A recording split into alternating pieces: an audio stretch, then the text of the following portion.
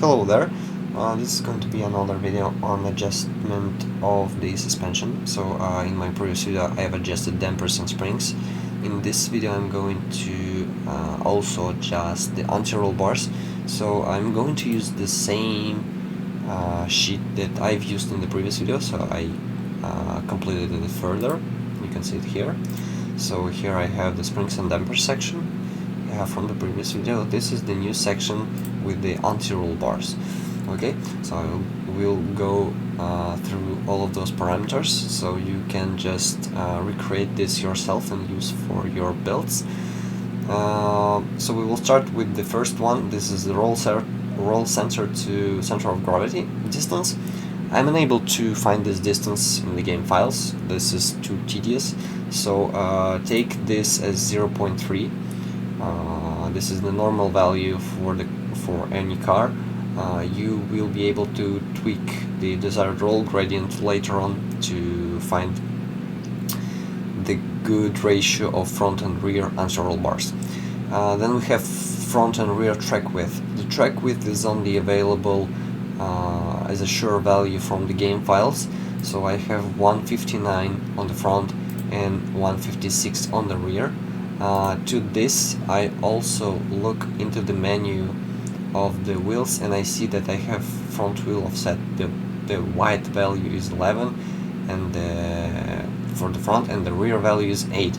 So those are centimeters. So this is naturally what I'm going to add to the stock track width. Okay, so that's how I get 1.7 and 1.64. From those two values I actually need the average, which I calculated down below. So I'm going to rely on this value, not on those two. Then we have desired roll gradient. So this is just a value that I keep between 0.07 and 0.08. Okay, this is supposed to be the degrees of the roll of your car, the needed degrees of the roll of your car. So I'm not really sure how it really works in the game, because I cannot really dig that far in the game code. But just take those values, experiment with them. You will find something that will help you get the maximum out of your car. Then we have the magic number. Magic number is something that relies on the power of the weight distribution. So I already have the weight distribution set up in my previous sheet here. Also have the weight. Bear in mind we will need it later. So I have the weight and the weight distribution on the front. You take the front weight distribution on the front.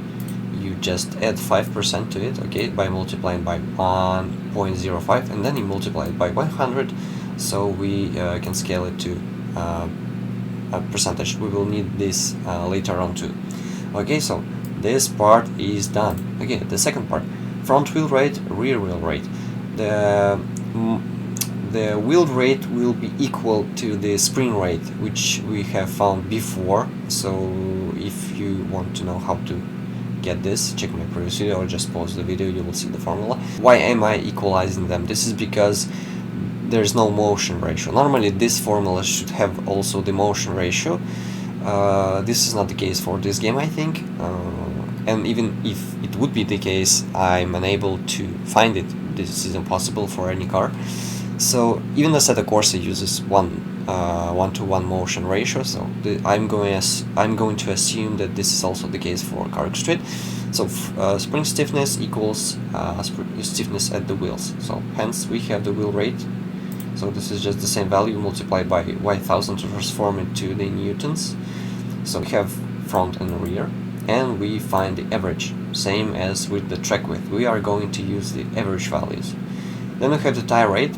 So tire rate is just a value that defines how much stiffness you get on your wheel. To calculate this, we normally need to know the deflection of the tire. So, for example, in my example here, I'm taking the stiffness of the tire as 350 kilograms per 1 centimeter of deflection. Okay, So this is going to be 35 by 1 millimeter. I multiply it by this number, so this is just to transform it to the newtons, because from kilograms to newtons use this multiplier, and then I multiply by 1000, sorry, to just transform it to newtons. Okay, so this is just generic tie rate. I am unable to really have any idea of what it might be in the game, really, but the values I'm getting after calculating it that way are quite good, and they work. I was able to shave off some seconds of my time, so yeah, that works. And then we have the desired roll rate. So this is the first formula to calculate. So this one is easy. You have the W, which is the weight of the car, multiplied by the H, which is the roll center, to the distance between the roll center and center of gravity, so the 0.3, and then we divide it by the desired roll gradient, which is available here. So in the end we are getting this value. Okay, so yeah, you see I highlight the values that are used, the weight, the roll center to center of gravity, and the roll gradient. Okay, once we have this value, we can calculate the biggest formula here. So this is the total roll rate for the whole car.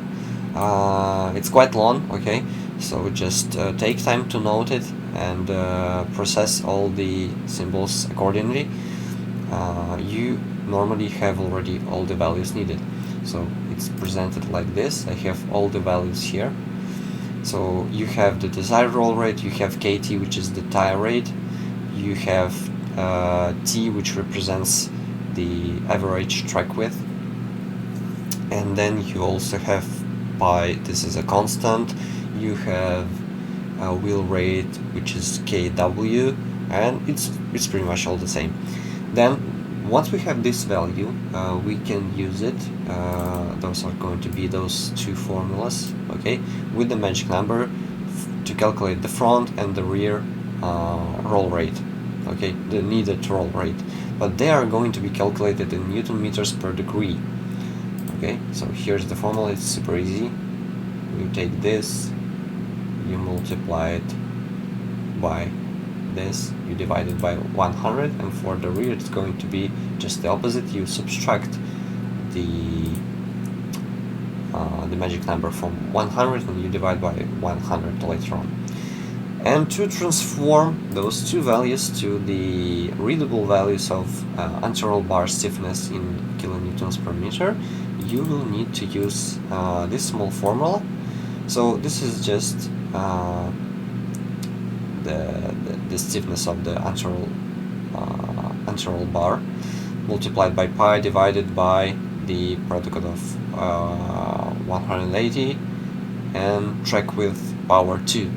Okay, and then once you've done it, you will have the values of 76 and 60. So this is what I will be using on my Corvette. So I can just get here and I can just put the stiffness. What was it again?